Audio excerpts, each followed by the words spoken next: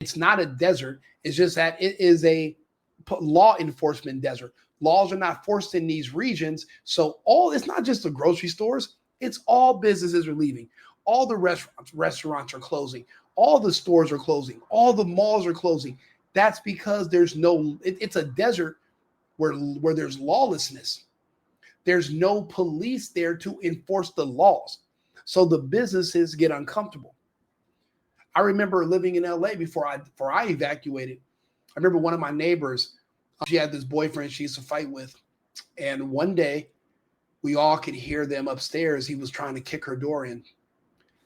And this was during the George Floyd times this was like 2020. Now, I'm not her boyfriend. She ain't never gave me none, so that's none of my business. But I heard her frantically calling 911. Do you know how long it took for them to come to downtown LA? 14 hours. Basically, they didn't show up. He kicked her door in. He whooped her bad. She ended up in the hospital. I mean, you got to pick better, I guess. But the point is, I know what it's like when you live somewhere that the police can no longer enforce the laws, especially if the perpetrators are dark or brown, because they can just claim that law enforcement is racist. They can claim that laws are racist. They can claim that rules are oppressive, and prosecuting them and arresting them is racism.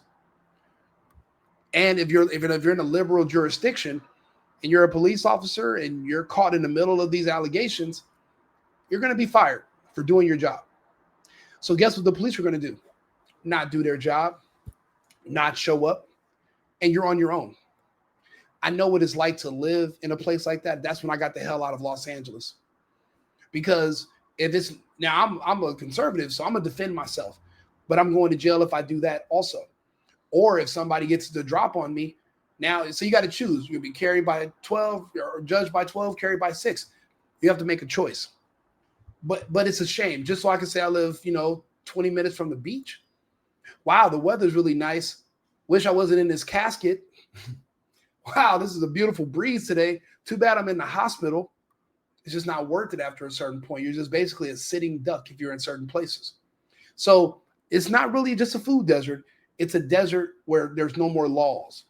So there's no law enforcement. As a regular American, it's a strange feeling when you know that you call the police, they're not going to come because a bunch of other people around you told the police back in 2020 that we'll police ourselves and we don't need police anymore and blah, blah, blah, blah, blah. Turns out they were lying about that too. We need police. We need police more than we need the criminals. That's why I choose police over criminals. I don't give a fuck what you look like. I choose blue. That's my color. Fuck all that black and brown and yellow. Fuck all these colors. Blue. I'm not going to be a victim. I can't be a victim. I got other stuff to do. A food desert is not natural. Bitch, fuck. Grocery stores are not natural. You don't plant seeds and then a store pops up out of the ground. Somebody has to build it. The stuff in the stores, somebody has to farm it, produce it, package it, and send it. It's not just there when you wake up. But you know how many Americans don't know that? I mean, shit, there's still a huge percentage of people that think chocolate milk comes from brown cows.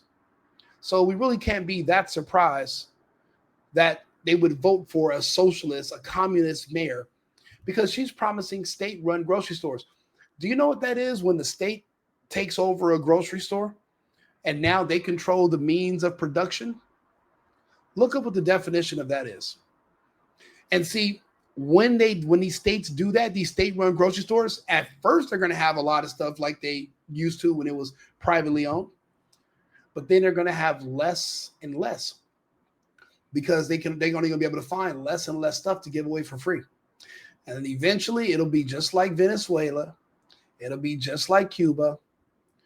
There'll only be 4 or 5 things on the shelves, and everybody gets one per week with their voucher.